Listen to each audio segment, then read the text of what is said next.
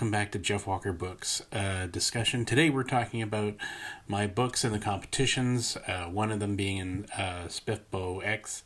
Right now, it's gone through one reviewer already.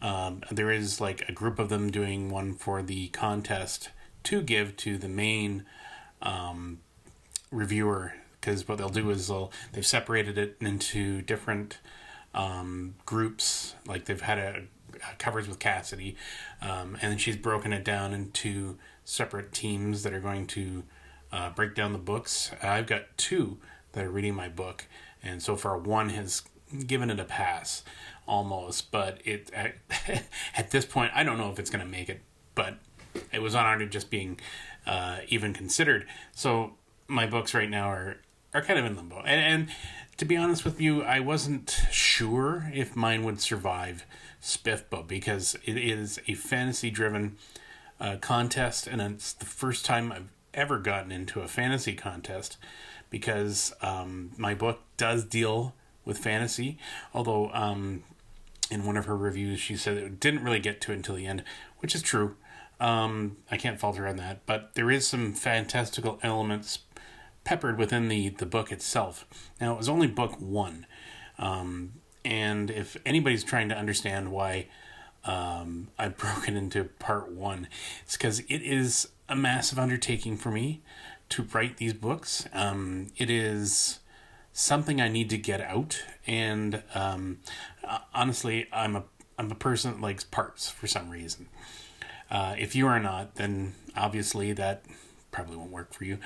But in essence, this is where my books tend to go. I'm just an indie author, self-published. I do this for the love of writing, not for monetization. I mean, it's a great plus on top of that, but I'm trying to get my storytelling out there. I'm trying to get in the hands of readers. Trying to get more people interested in what I'm doing. Now, normally I write science fiction, usually science fiction thrillers or horrors. So to do a supernatural thriller is what I'm calling it, and there's not really science fiction in it. Well, there is. It's kind of hard to describe. These Professor Dark and Miss Shadow are the leads in this story, but also an FBI agent is the focus of the story in this particular book. Trying to get it with the in the eyes of the reader, following along into this mysterious world that Professor Dark and Miss Shadow live in. And I'm not sure if that was a good idea, but at the same time, I was committed to it. I wrote it. I probably could have done it by their perspective, but I didn't really want to jump into them right away.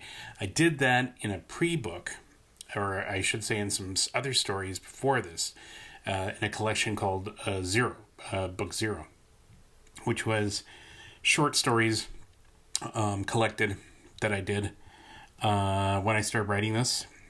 And when I started writing this, they were all short stories. They were meant to be short, quick stories.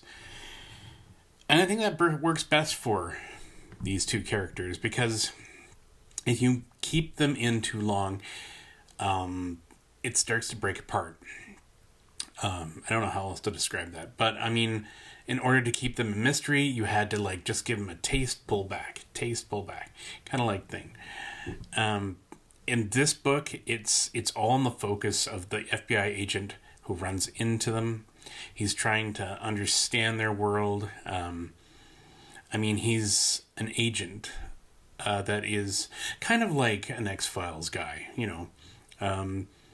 He's in a department that he shouldn't, an department he got shoved into, and I'll explain why in the next book, why he's there. And I saw the review and said that she wasn't sure why he was there. I'm going to explain that in the next book, because that was a fair review about that. I mean, that's why I want people to tag along for the books, because I just don't want to explain everything in one go. I want everybody to follow along in the book, get vested in the characters, and just kind of go, I gotta read more. So Professor Dark is a hard person to describe. He is a man that has lived longer than he's been saying or anybody's found out yet. But you get hints of that he's not entirely human in a sense, and neither is Machado for that matter. So that's why I said I don't want to get into spoilers about their origins. Everybody wants their origins right away, and I'm like, you don't understand. You've got to take time to get to know these characters, get to know their powers, get to know what they do for a living, or what they're doing in this book. And that's what I did. I wanted to create a mysticism. I was a big fan of Doctor Who when I saw it as a kid. I never understood where he sat, where he came from, and that was great because you didn't get the full story. You got little little bits here and there sprinkled in, but that's what you want. You want this sort of anonymous character, and just you want to go along with the ride with that one. And I was also into like the whole X-Files. So yes, I mean I'm drawing upon some of that, but I'm also trying to give it my own spin, so that it's not going to be a right direct copy. What I wanted to do for this story was to tell of Professor Dark and Machado's entrance into this sort of beginning arc of their continuous stories to come. Like I said, I wasn't sure if I was going to be able to do a full novel, which I wanted to, but at the same time, there's a lot to get into. And unfortunately, I have a slight learning disability that I have to get this done and out. Otherwise, it takes forever for me.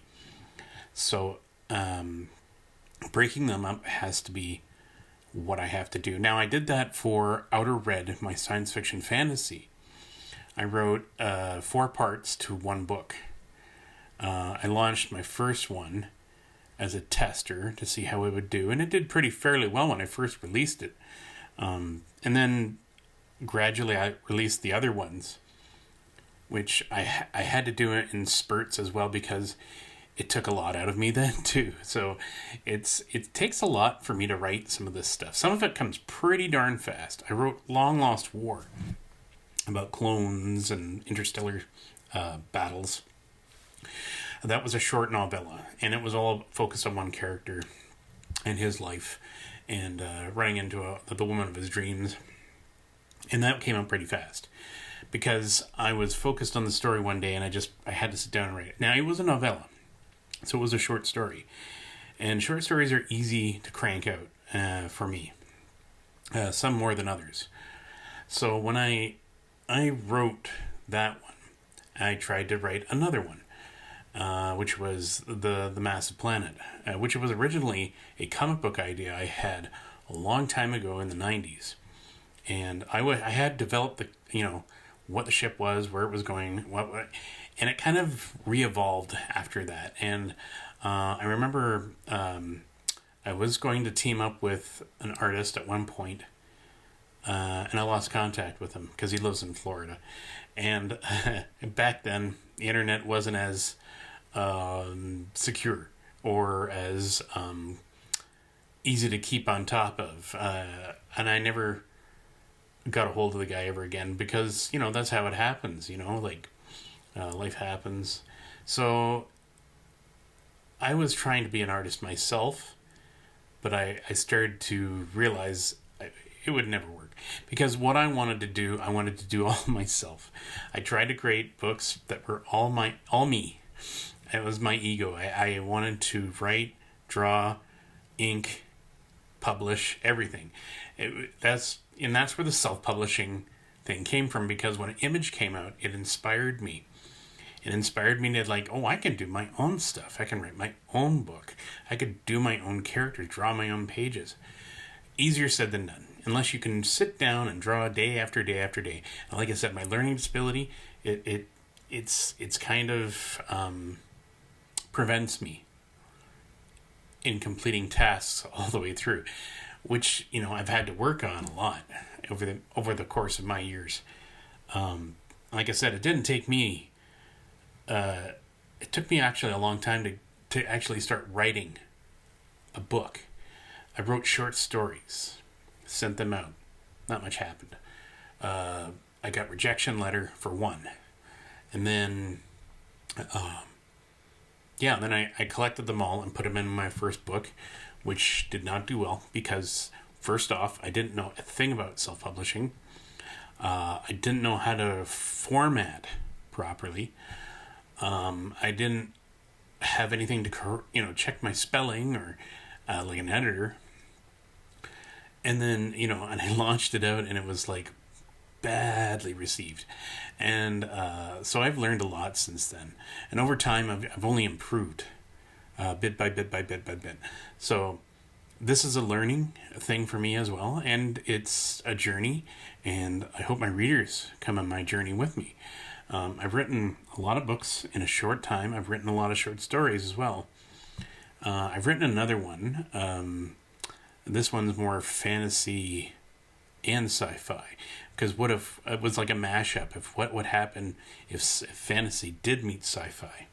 Like if you saw Lord of the Rings and, I don't know, like Terminator suddenly get thrust together. And that's where that one comes in. They had the Embers of the Ether. That's the one I've released just now on Kindle Unlimited. Usually I don't go on Kindle Unlimited because I was a stern hater of it. Because when I tried to do that for some of my other titles, I got royally shafted by Amazon. Because I wanted to get my book out there, but in order to do that, I had to violate a term of their thing. I didn't realize at the time that I did. And then my book got blocked for almost a year, and I made nothing on them. So I decided that, you know what, I'm going to have to take them all out of that and just go on my own, go wide. And go wide did better for me than it did for Kindle Unlimited. Mainly because my books were getting buried by the competition. People had such great fans or great readers that loved the fantasy, that loved all these other titles. And it was hard for me to understand, how are they getting all this?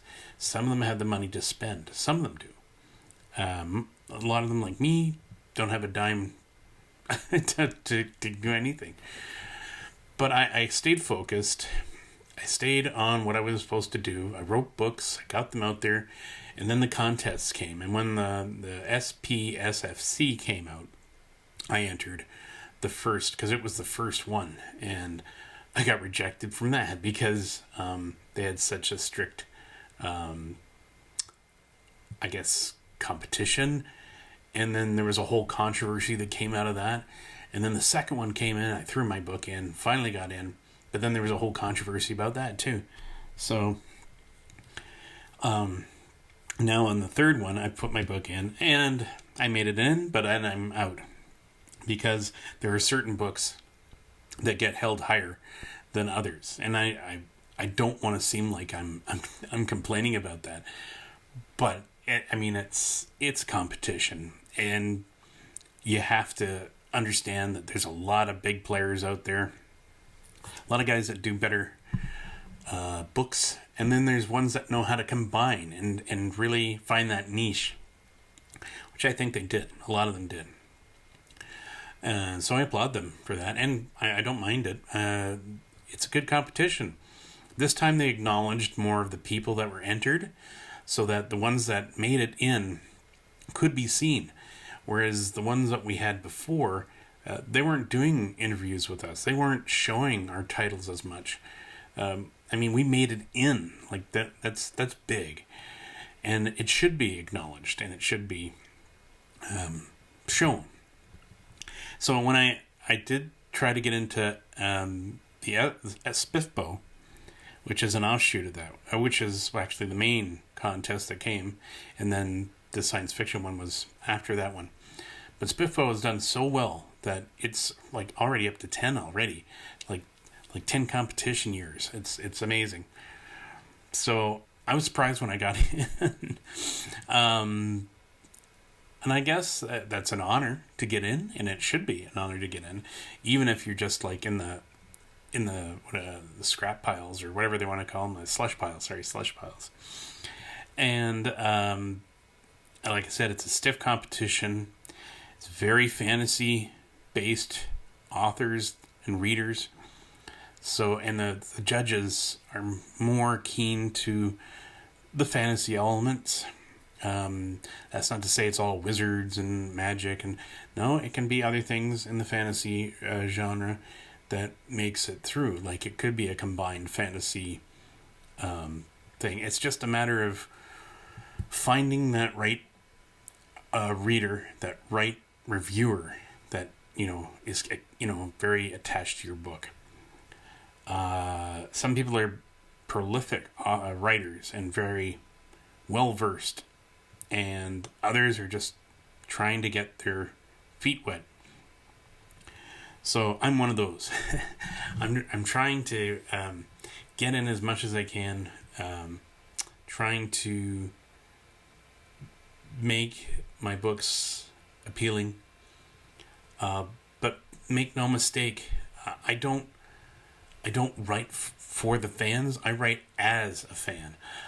I write what I want to write, and I'm not here to cater to fans because every fan is different. If you say that, you have to base the novel what they want. No, they came to me to read my book. It's my vision of what my story is, and I'm sorry to say that a lot of people try to implement things, and I know what they say. You hear the fans, and then you hear what you. Yeah, but in order to get fans, you have to have a book that's been out long enough to get those fans, and have enough titles out there like a series to understand what the fan wants. But I'm not one of those people that wants to be steered by the fans of where to take things. I know that this is a time when fans are kind of driving the movies, but that's movies, and those are established books in those things, or IPs. That's different. IPs are something that's been around for a while, and fans have embraced the lore that these people have brought.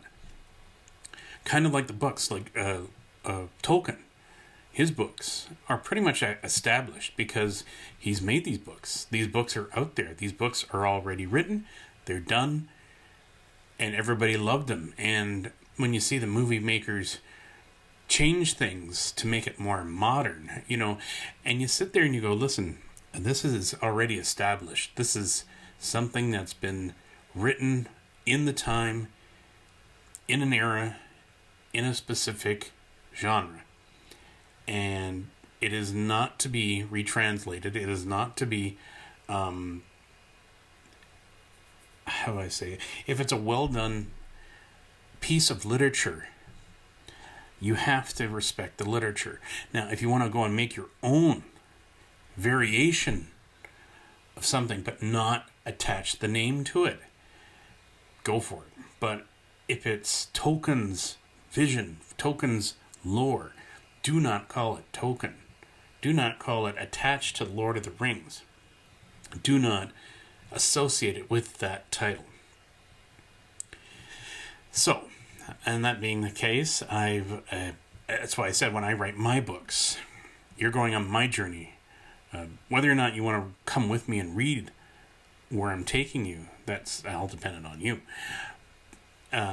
So that's why I'm saying I don't have enough fandom to be judgmental of like saying, well, I've got to cater to them. I don't know who my audience is. I haven't had enough reviews. I haven't had enough feedback. I haven't had enough comments to judge my fan base. Only just recently did I see that, DG Reads on Covers with Cassidy. gave me a very, very well described, like a well thought out review of the book and generalizations of where I wanted to go, and she was trying to follow along. And I don't fault her for her reviews or her rankings. It's fair. It's fair. It's middle grade, but I'm accepting of that because that means that the book was acceptable. She read it. She enjoyed it. Fair enough. I don't fault that. I'd rather it be based on what she thought of the story than as me as a writer personally. And I know a lot of critics, they really do latch on to the authors and get too personal. I've seen a lot of my reviews, some of them reviews, I should say, some of the 1-star reviews and rants galore going on there about me as a person. I don't think that's right. I think that should not happen. An author shouldn't bash a reviewer, and a reader shouldn't bash the author, just the book. Did you like the book? Yes or no? That's it. And I know there's a whole thing going on right now about authors versus readers, that readers should be on the reviews only. Well, you got to remember the authors tend to read books too. So, but I understand what you're getting at as on your own review, that you should not make a comment on your own review. And I think that's what they're trying to convey, is that an author should not be responding to their own review. Now, that's a touchy subject. Every author is different. Every author reacts different. Everybody can't be 100%, unoffended. We're all human, we all, when somebody jabs a needle, we're going to react, kind of like thing. But I know it's hard to keep that back at times, to not take on that person challenging you. And it's true for me too. I mean, my biggest thing is I won't respond, but dang, it makes it hard sometimes when you get somebody that just latches on, and you try your best, and it's hard because this is like an attack on you. You've spent so much time in these books, so much effort on trying to get these things released. To hear such hateful remarks is not fun. And I get that some authors do the same back to critics who just give a general description of their book that they didn't like it, and then the writer comes on, why don't you like my book? That to me is wrong. I don't like that either. I don't find that fun for readers to get browbeaten by somebody that wrote the book. Yes, I don't agree with commenting on your own reviews. Now, it's a touchy subject, because usually when I say, if the reviewer contacts you and says, can I leave a review? And usually you'd want to say, can I just either thank you or make a mention to you, reaching out to the author or reaching out to the reviewer. Sometimes that works, sometimes it doesn't. It depends on the reviewer. It really does. People are either too shy or just, they don't want to have any, they just want to really drop the review and be gone, kind of like thing. So I get that. So getting off topic again, because I am talking about reviews and stuff. I just wanted to tell you that I put a lot of effort into these books. I don't just make them. It takes time for me to create these things, and I've got 20 books on my plate right now. Some fantasy, some science fiction again, some, I've promised a lot of things in a short amount of time. And it's hard for me to get back onto it, because sometimes you get that block, or you're on to the next story because another one pops in your head and you're like, I don't have time for this. I got to write the other ones. But I do find that if you don't stay on it, your mind does tend to wander. And I don't want to let The Burning Fire Rises languished too far, because I promised a book 2, and I did start writing chapters for book 2. So just to let everybody know, there is a book 2. There is another end to this book coming. I don't know if enough people have read it. I sent out a whole bunch of arcs, and I haven't heard back from any of those people that I sent out the arcs to. So it's kind of weird to me. And then there's a whole thing going on right now about piracy going on about people's books. Again, that is deplorable, and I don't know how that's happening, but it is.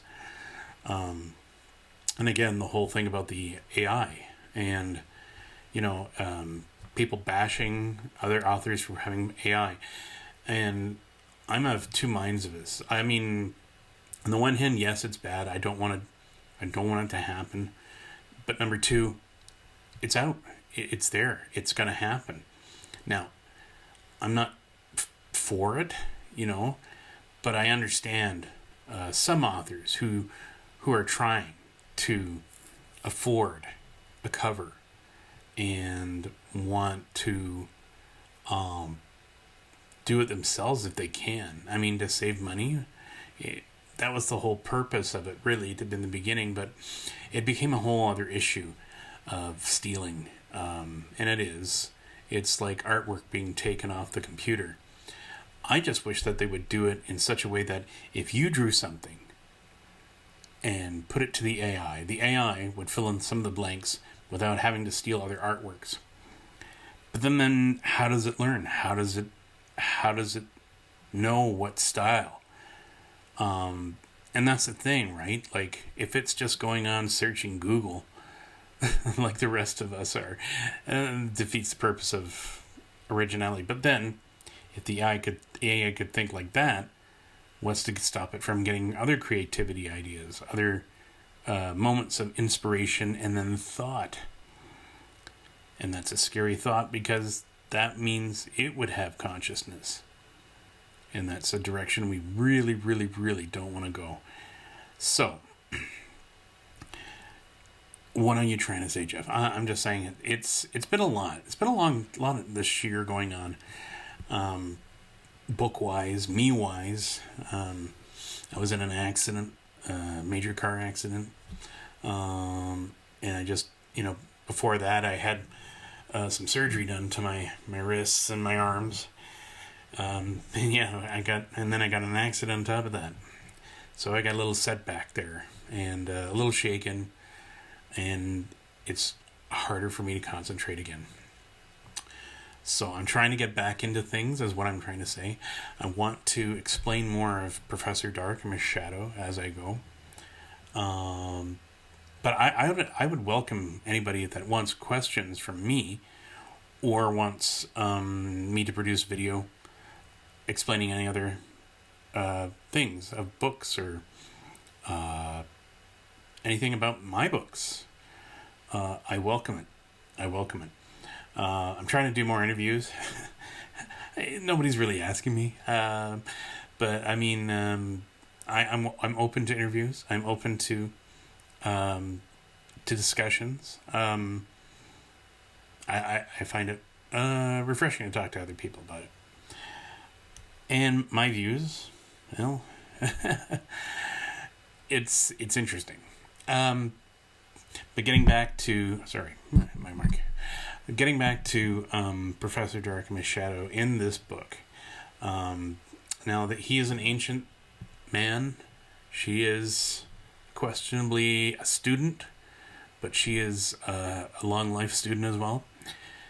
And I'm just trying to write a book about the supernatural people that are in supernatural elements, and I just want people to read the book and then give me the feedback on the book. Like I said, if you are interested or have read that book, there is a prequel book, like I said, the short story collection of Book 0, where it has some adventures of them before this book.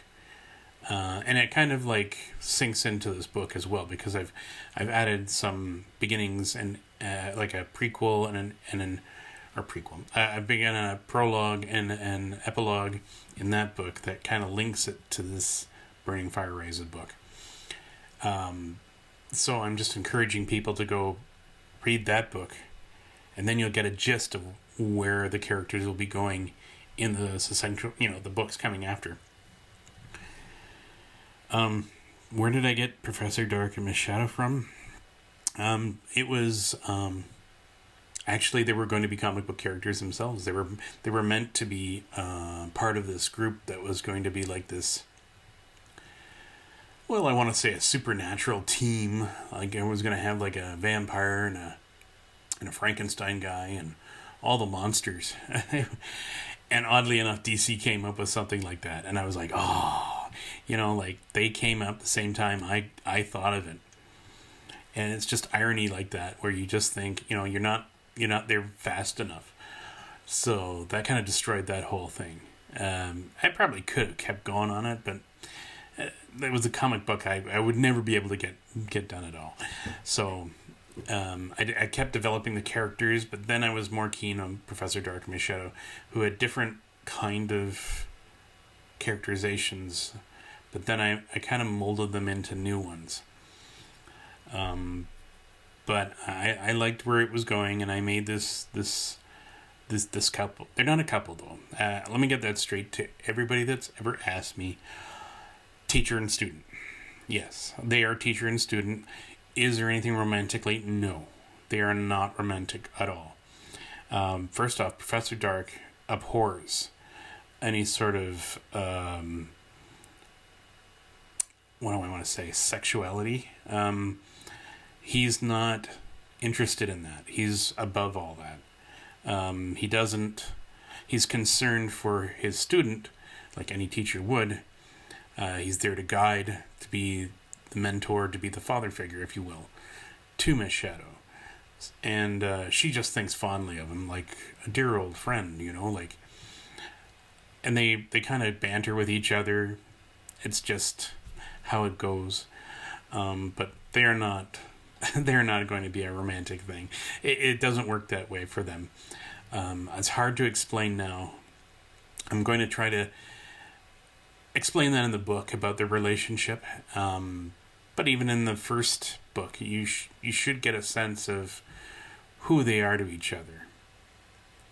So I think that's where we're going to leave it for now. And I'll explain more later in another video. I just wanted to let you know about the book, how it's doing. Is there more coming? Yes. Like I said, I started writing under that one. I sent out my other fantasy on Kindle Unlimited. It's available now if you want to go read it. It's 28 pages, a short one. But that's another possibility of another possible fantasy series. All you have to do is go read it. Let me know if you feel like you want to see it continue, because it is a possibility. I left the door open that it could go on. And just get a sense of my story scope. And all my other books are available as well. The Jungle Planet was in, what was it, the BBYNA. It's the Book Bloggers Award.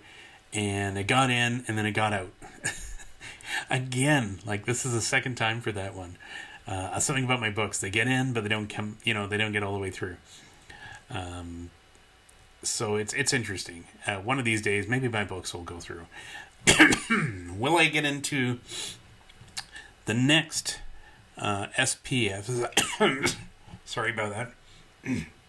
The SPF SFC, science fiction, self-published science fiction contest, number 4.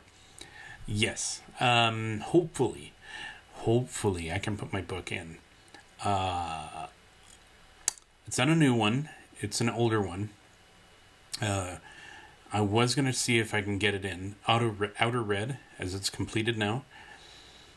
I'll see about that, because I don't know what their contest situation will be like. I don't know anything about when the date is.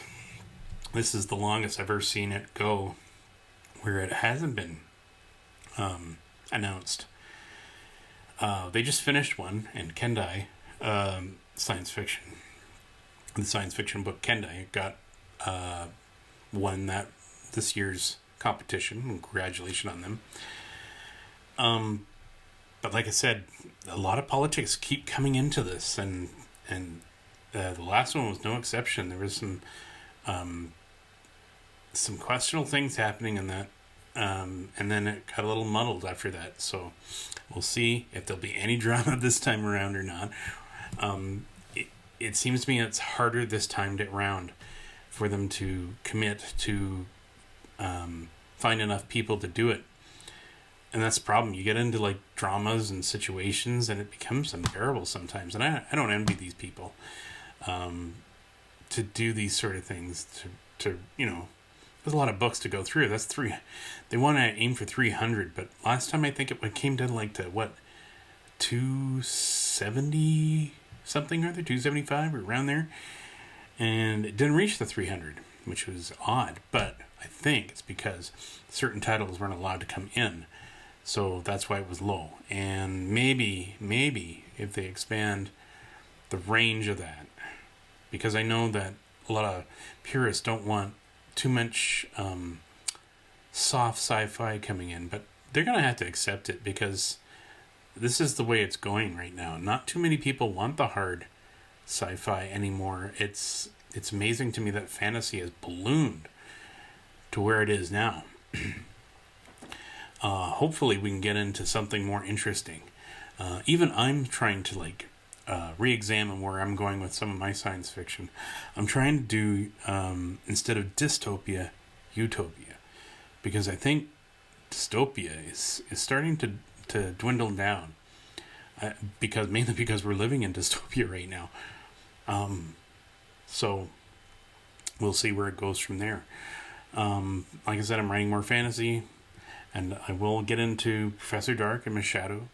If anybody has questions about Professor Dark and Miss Shadow from this book, or have read this book and wish to discuss it with me, absolutely send me a video, send me a comment down below.